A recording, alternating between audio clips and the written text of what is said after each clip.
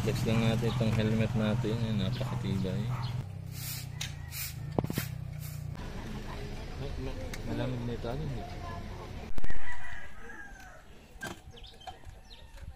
Still got my Nike boots flying and the rest of them.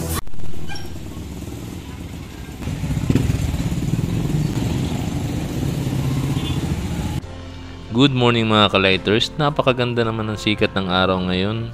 Para ngayon magandang magala o mag-ride kasi napakaganda ng panahon. Pero bago muna yan, dun muna tayo sa aking kubo magra-ride kasi marami pa akong kailangan linisin. Kaya tara, samahan niyo ako dun. Di pa tayo pwedeng magala kasi napakarami ko pang gawain dito sa kubo. Kaya ito muna ang unahin natin. Magsimula nga nung bumagyo ng bagyong Christine, ngayon ko lang ito bibisitahin para ulit linisin. At siguradong ang dami na naman dito ng alikabok na lilinisin ko.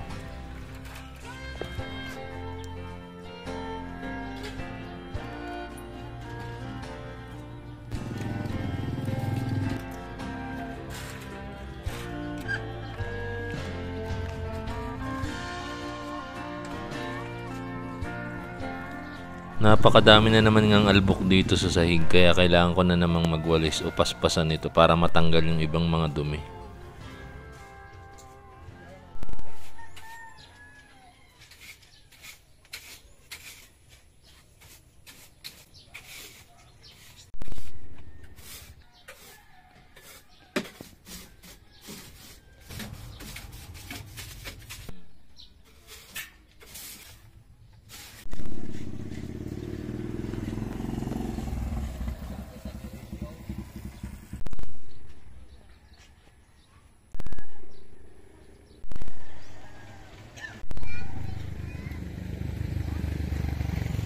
Binisita ko na rin nga pala dito yung ibang mga tanim na kagaya ng Santa Ana, aloe vera at saka yung iba pang mga nakapunla. Buti na lang kahit bumagyo hindi ganun masyadong natanggal yung mga tanim. At kahit nga naubos na namin tabasin dito yung mga talbos ng kamote, may mga sumibol na naman kaya masarap na naman itong sabawan.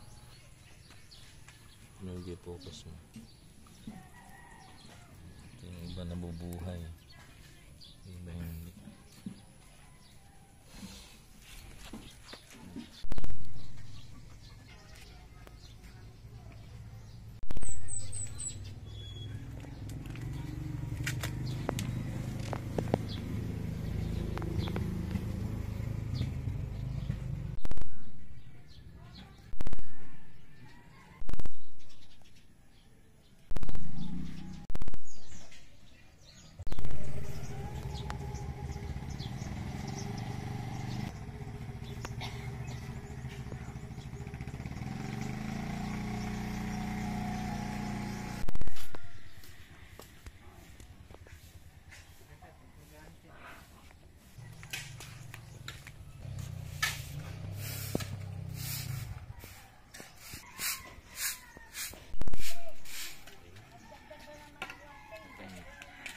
At ang akala ko nga ay makakapagdilig kami ngayong araw na ito pero nakalimutan ko na ubulan nga pala kagabi kaya ganito basang-basa pa pala yung ibang lupa. Saktong dapat magsusunog na rin kami ng mga tuyong dahon dito para hindi na makalat. Pero dahil umulan nga kahapon na hindi pa pwedeng magsunog, kailangan patuyin muna itong ibang mga dahon dito. At para nga hindi masayang yung oras ng pagpunta namin dito ay nag-alis na lang kami ng ibang mga nakakalat na bagin dito sa bakod. Napakabilis ngang humaba ng mga bagin dito pag hindi ko araw-araw napupuntahan. Sa dami nga rin ng gawain sa bahay at dito sa kubo, hindi ko na rin talaga magawang mag-ride. Kaya nga kung anong importante, yun muna yung ating inuunang gawin bago tayo magala. Kasi mas masarap din namang gumala o mag-ride kapag wala ka nang inaalala na gawain sa bahay. Yung tipong wala kang iniisip na gawain dahil natapos mo na lahat kaya pwede ka nang mag-ride o gumala kahit saan mo gusto. Siyempre pagkatapos maglinis, pahipahinga din muna tayo dahil nakakapagod din naman gumawa. At eto, marami na naman tayong naputin sili. Masarap yan ihalo na naman sa ating pang-ulam. Lalo na sa mga ginataan, Bicol Express o kinunot. Flex lang natin itong helmet natin. Yan, napakatibay. Ang dami ng pinagdaanan. Yan, napakatibay. So with ICC pa yan. Sutan natin.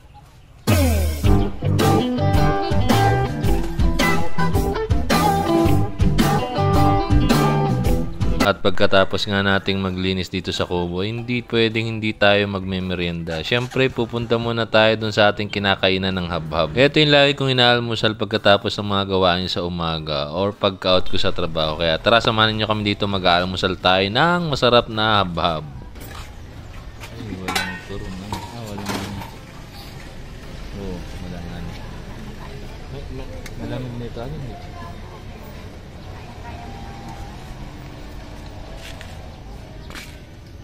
Sarap. Oh, di ba na? Sarap. Para dito tayo kayo sa plaza. Ilang bananak yan? Yan lang. Ha? Bananak ka din? Ayan mga ka-lighters, oh, napakasarap naman ng habab talaga ni ate at saka may kasamang banana cue. Tapos lalagyan mo yun ng konting suka. Ay, swak na swak. Swabe ang ating almusal ngayong umaga na ito.